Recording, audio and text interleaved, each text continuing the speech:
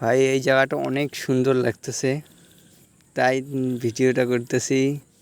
সবাই দেখতে থাকুন। সন্ধ্যার টাইম হয়ে গেছে না, রাস্তাঘাটগুলো অনেক সুন্দর। এটার জায়গা হল শিলং, আসাম লাইকর। আমরা ধুবড়ি থেকে যাচ্ছিলাম, এখানে কাম করেছি, টাইসের কাম করেছি। অনেক সুন্দর রাস্তার বগলে ফুলের গাছ।